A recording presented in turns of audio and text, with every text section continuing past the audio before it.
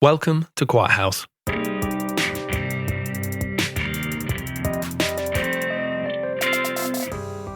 My name is Richard Harper, and this is a beer podcast. But not just any beer podcast. Quiet House is dedicated to the fascinating world of mixed culture fermented beer. Here we focus mainly on the UK, but may venture further afield to places that have inspired or been inspired by the UK. Quiet House will be featuring interviews and discussions with beer producers, roundtables and tastings, chats with retailers who sell mixed ferm beer, and pretty much anyone else who enjoys it. We'll be covering things like flavour profiles and what to expect from these beers, delving deep into the brewing and fermentation processes, including all about the yeast and bacteria that make this kind of beer so fascinating. As a quick side note, going forward, we'll be using the phrase mixed ferm as an umbrella term to cover any beer which uses either commercially cultured wild yeast and bacteria, in addition to typical brewer's yeast, using spontaneous fermentation to allow only yeast and bacteria from the air to ferment the beer, or wort as it is to start with, or pretty much anything in between, where fermentation profile is the key attribute to the process, along with aging and the use of fruit, spices or hops that give complexity to the beer's overall flavour. This first episode features some great chats with three of the producers pouring at last year's Little Earth Fest in Suffolk, which took place in early July. We cover why they make what they do, how much they channel historical styles and processes using UK ingredients, whether they feel their need to be part of the community and surroundings, having a sense of place, and the future of a festival just for mixed ferm beer. I spoke to Laura from Funk Dungeon, which is part of the Aberdale Brewery in Sheffield, James and Will from Balance in Manchester, and Jonny from Mills Brewing in Gloucestershire. I first asked them to tell me a little bit about who they are and what they do, then why they're drawn to this unique way of brewing. We'll then come back to further discussions after that. To start us off, here's the wonderfully named Funk Dungeon. So I'm Laura, I'm the marketing manager for Aberdale Brewery. Aberdale is a 27-year-old business based in Sheffield. We always have been and still predominantly are a cask beer producer. At the moment, pale ales in cask are probably round about 60% of what we produce.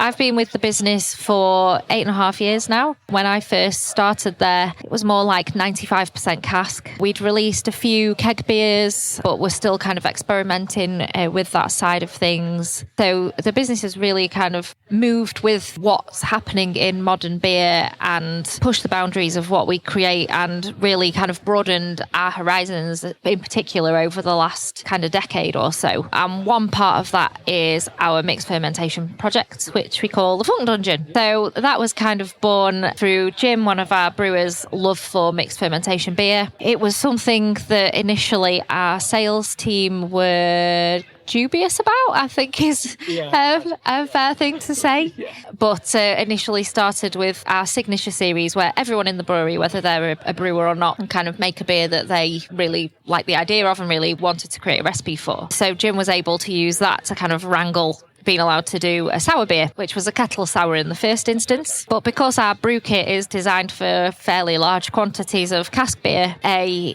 think a 12 brewers barrel brew was the smallest that he could produce. The sales team were like, don't know what we're going to do with that many kegs of mango kettle sour. Is there anything else you can do with it? Just, well, if you let me have a couple of barrels, I can divert some of the wort off and do something there, because that was something else he was keen to explore. And it kind of grew from there, really. The kettle sour actually did really well. So we've done a few more of those kinds of things. They form our Unbeliever series, which is our sort of more, I think calling it more straightforward sour would be a fair way to describe it.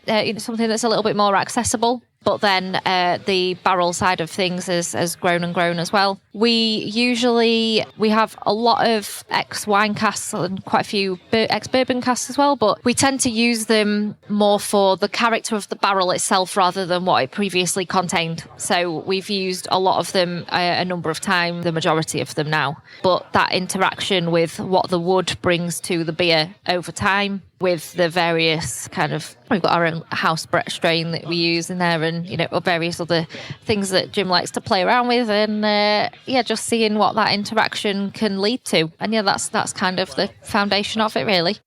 James and Will from Balance Brewing. I'm Will. This is James. Hello. We are Balance.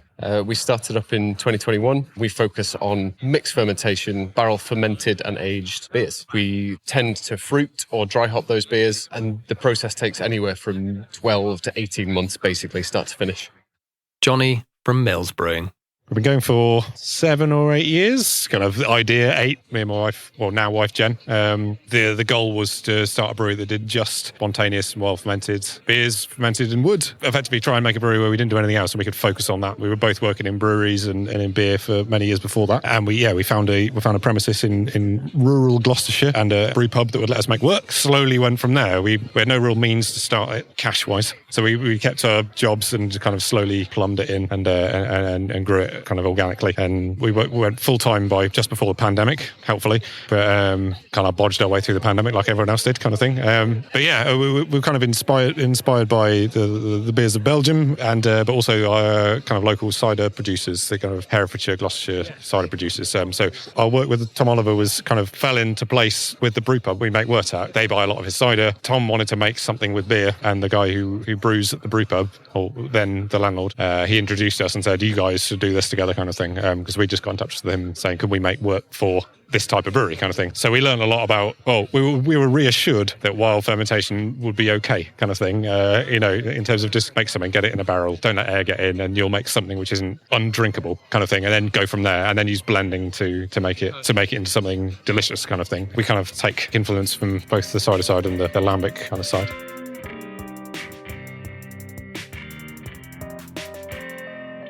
Laura from Funk Dungeon.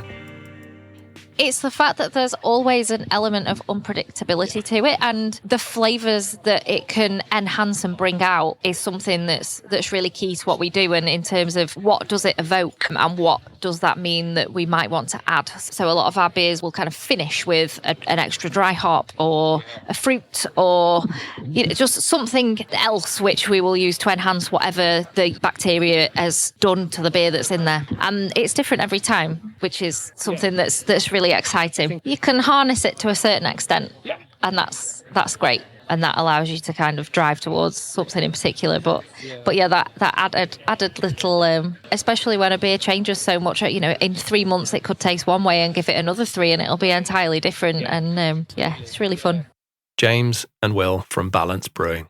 So many beers and so many cultures are based on a single or like dual strains of yeast, whereas like what we're kind of approaching is like multiple strains of yeast and bacteria. There's like a breadth of like species and strains amongst those species, which is just naturally going to lead to more complexity and like breadth of flavor. Beyond that, like just organoleptically, when you've tried those beers, they are different to your cask pale, your cask bitter. They are just like, when I first tried a lambic, for example, it was just such a different experience. And I like the idea of bringing that to the UK a little bit, to making that a bit more accessible, and just to making it in Manchester is quite important as well for us. Like just it being local, I think that's the future of drinking, is making those interesting, complex beers as locally as possible. Jonny from Mills Brewing. Initially, it's the flavour of the drinks that we weren't making that we were inspired by, just the complexity and the intrigue behind them. Makes you want to have a go. I guess it was really just us loving the product and thinking that we want to have a go making it. And we both worked in breweries that had done barrel stuff on the side, and it's always on the side because inevitably when you're comparing it to your faster turnover beer that really earns the money, it's almost impossible to focus properly on the stuff that takes 6 months, a year onwards to make, kind of thing. And also the worry of cross contamination and all the brewing side of thing as well. So we wanted to just go, we don't have to worry about any of that, and we also don't want a pale ale to fall back on that maybe then distracts us from actually what we really want to be doing. So we wanted to start out with just the focus. We'd rather keep other jobs and have our small brewery, just whatever it's going to become, just be making the beers we want to make, kind of thing. And hopefully it evolves into something that will pay us a wage. I then asked all three whether they have one eye on historical processes and understanding of brewing with a mixture of cultures to ferment, and whether it's important to their approach. Laura from Funk Dungeon. You can almost kind of know as much as you want or need to know. You can trust in the history and roll with it, or you can really heavily research and hone in on something in particular and make use of that as well. I think in the UK as well, it's nice that I think we have a little bit more freedom because if you are in Belgium, there are very strict rules and those traditions are really integral to what they're doing. There's such a big weight on your shoulders, isn't there, to do something like that? And the fact that we can do things along those lines if we want to, but if we do have that could be a little bit more adventurous and play around with it a little bit more. James and Will from Balance Brewing. Britain, Brettanomyces, a lot of scientific investigation was kind of spawned, particularly within Belgian brewing traditions, by the advent of this British mold, Brettanomyces. And finding that led to so much research following that. And we're always influenced by that because it's part of the British heritage and it just spans the entire world because of all the travelling that beer did across, continents and seas and wherever. And we're in a really privileged position in that we can look back on all of the information that is available to us, all of the brewing practices that have happened throughout history. And we can utilize all, some, or none of those if we want to and create something quite unique. So we can use traditions of Belgian lambic, for example, and we can buy pitches of yeast that we can propagate and then use to make our own curated lambic. And in the same way, we can also use interesting information to create spontaneous beers as well. Capture spontaneous wild yeast and utilize that to make beers. So yeah, all of the tradition is really important and influences us quite a lot. There's a beautiful link to tradition of just using barrels because in the past, we wouldn't have stainless steel vessels. Stainless steel didn't exist. Every beer would have gone through wood 100, 150 years ago. So what we're making, it's not the same, but it's probably closer to what people would have drunk in terms of we wouldn't have had pure yeast cultures 150 years ago. It would have been potentially it would have been mixed ferm, and we're making mixed ferm beer in barrels. There is a real beautiful link to that. Jonny from Mills Brewing. There's a base layer of knowledge that obviously we're standing on, kind of thing. We've read a lot and visited a lot of places and take a lot from that, but slightly organically we've carved out our own way of doing things. One of our other initial inspirations was it's the way some of the brewers in the States are making their sour beers. We were long time fans of Bambi Ale from Jolly Pumpkin kind of thing, which is a kind of funky pale ale to some extent. And so we thought we'd make something like that, but we also really want to make gers effectively. So we thought we could do that, have kind of two strings to our bow, and it didn't really pan out that way. We tried Bambi is something which you can make in 3 to 6 months, or how they have done it. I'm not sure how they do it anymore. I haven't kept up, but that was our kind of plan. So it was very much riding on historical learnings and historical techniques, but we ended up carving our own kind of way of doing things. We haven't stuck to traditional lambic turbid mash. We do turbid mashing, but we use all sorts of different grains that they wouldn't use, and also and lots of different hops and things. And we've gone less fruit than some others kind of thing. We've kind of the things that really excite us are more the malt, yeast, hops, water type things. And so we've gone more the what can we pull from our barrels and hops and things and the different malts and things. We can make strong things and dark things but all fermented in the way that naturally like the cider makers or the lambic makers do it kind of thing, and see where that brings us to kind of thing. The next question was whether using UK ingredients was a focus for the brewery. Laura from Funk Dungeon. Again, we do a little bit of both, using more in the way of what we have available in the UK and looking towards more sustainable practices and things is something that Jim's really keen to do through the work of the Funk Dungeon. So he's done a lot of beers using malts from Crisp's Heritage programme. So we've used Plumage Archer and Chevalier in quite a few of the beers. So they've kind of enabled us to do something a bit different to the majority of our beer production. But yeah, as I was saying with the kettle sour, sometimes he'd really like it to be a 100% UK ingredient focus, but because we do occasionally have beers that go into barrel that are diverted from elsewhere, that's not something we could ever guarantee. So yeah, there's a little bit of a mix, but certainly looking back at what we have available in this country and making the best use of that, particularly for any fruit additions or things like that. We made a beer last year with foraged pineapple weed that we actually picked some of while we were right here at Little Earth Project, and then some from Sheffield. So there's so much around us, and it seems like a nice platform to be able to showcase that a little bit. I don't think we would be able to apply that to every beer that we make. But certainly I think when it's something that is a really nice drive to be purposeful about, and take a beer and say we really want this beer to say something particular about where we are, We did do a cool ship beer a couple of years ago, which was London Beer Factory brought their mobile cool ship up to the brewery. So that was one that, we were really keen to be like, well, what does our little bit of Sheffield taste like? And that's a really fun thing to kind of think about. But yeah, I think it's not something that's massively integral to where we're at, but it's definitely something that we're keen to focus on where it works for that beer. James and Will from Balance Brewing. It's part influenced by historical brewing practices and ingredients and flavours.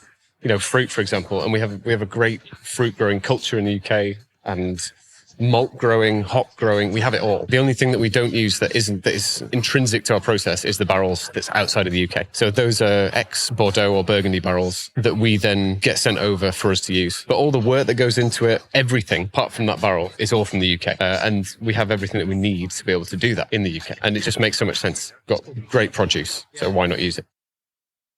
Jonny from Mills Brewing.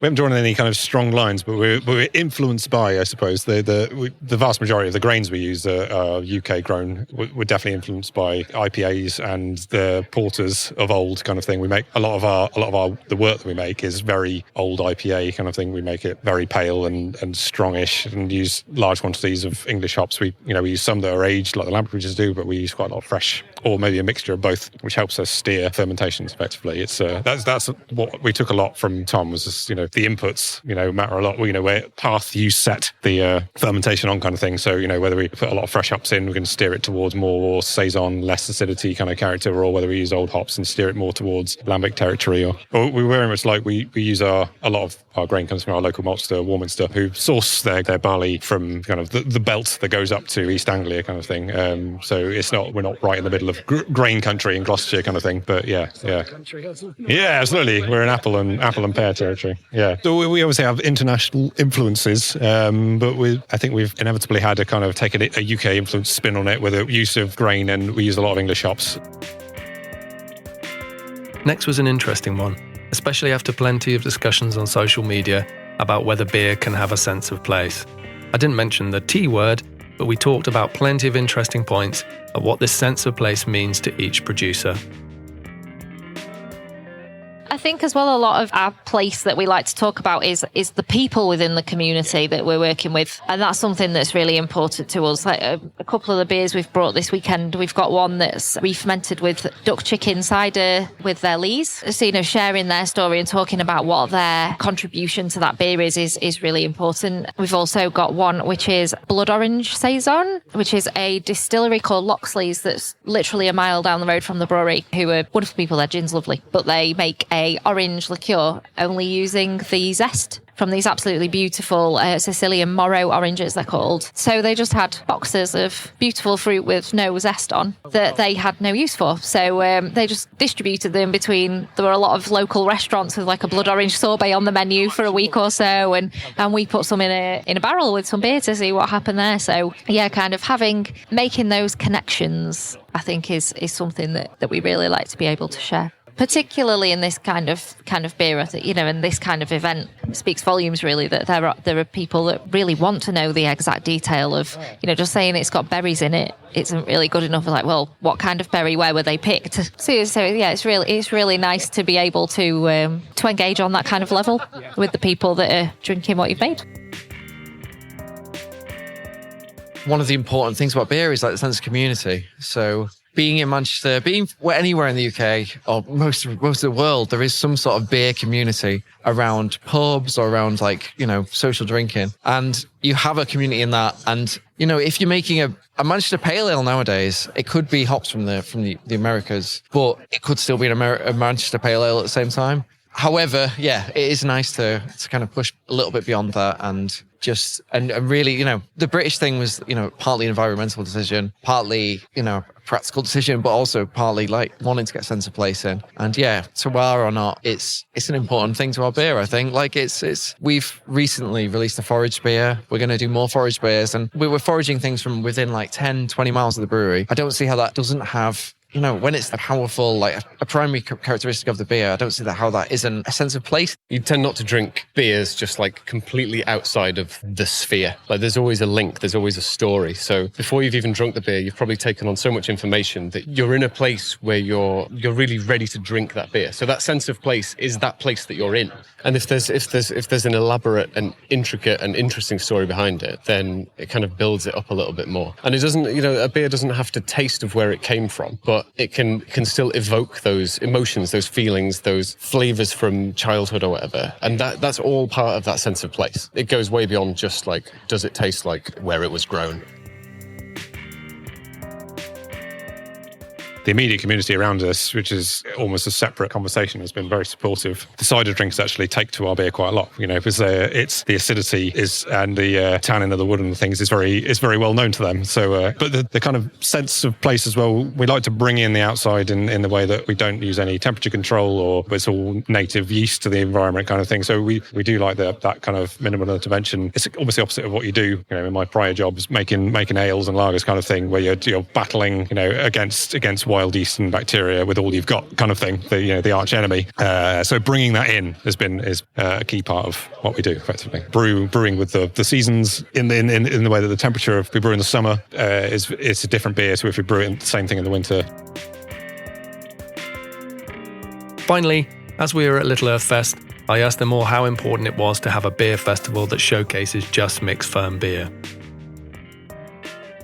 I think it's important to be able to do something like this that really does showcase the variety and the skill of what we have in this country in a kind of international level. Like you say, we've spoken about Belgian producers. Obviously in America, I think it's a much bigger thing than it is over here. And being able to say, they're great, but we also look what we have from this country, I think is fantastic. For a brewery like us as well, where it's not the only beer that we produce, which for a lot of the other breweries that are here, it's their kind of modus operandi is mixed fermentation stuff. But to be able to kind of present ourselves alongside that is really quite humbling, to be honest. And just a really nice way for like-minded people to come together, share knowledge. There's no competition. All the brewers are really happy to let each other taste their beers and chat about them and learn from each other. And we've only had one person so far who was quite surprised to find that a beer was sour. So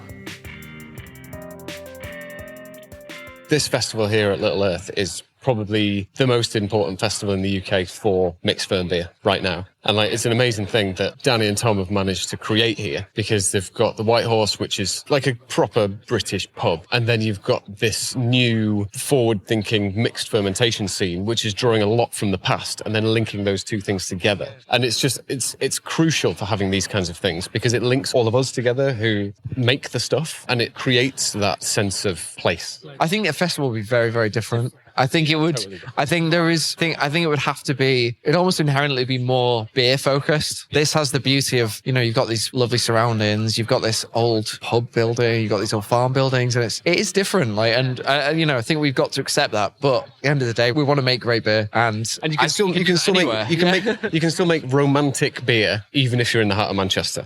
We're evoking this. We're physically in the place that we want to be evoking through our beers, and that's an important thing. It's nice to have this place here, but if you can evoke that through your beer, then that's another cool thing. It was one we were very keen to come to, which is bringing together all of the wild fermentation. I don't know quite what the catch-all term for us all is, but we don't know what to call half our beers. But it's lovely to get everyone together and celebrate the commonality of what we do. It's certainly a different feel here to most beer festivals, which are city centre in some relatively industrial space. Being in the countryside, obviously it suits fantastically. The beer's pouring over the bar. In terms of the way people are drinking, calmly today, patiently, the surroundings are influencing it. Potentially more than the drinks. Yeah, I'm very, very grateful that Little Earth have put this on, and we're invited, and that we can be here, and it's a lovely celebration of wild fermentation. Yeah. It was such a joy to not only attend the festival and drink lots of great beer and talk to people as a punter, but to be able to chat to the breweries in attendance, and at length as I did with Funk Dungeon, Balance and Mills. It was interesting to hear how each of the producers approached their beer making process and the ethos they hold whilst doing it. So a big thanks to them for allowing the time to speak to me. Danny and Tom from Little Earth Project clearly work hard to put this festival together, so huge amounts of gratitude to them for what they're doing. The festival will be back this year on the 5th and 6th of July, so head to littleearthproject.com/LittleEarthFest for more info and for when tickets and camping pitches go on sale. Make sure to follow us on Instagram at Quiet House Podcast for information on future episodes, including the next 2 coming from last year's London Craft Beer Festival. Cheers!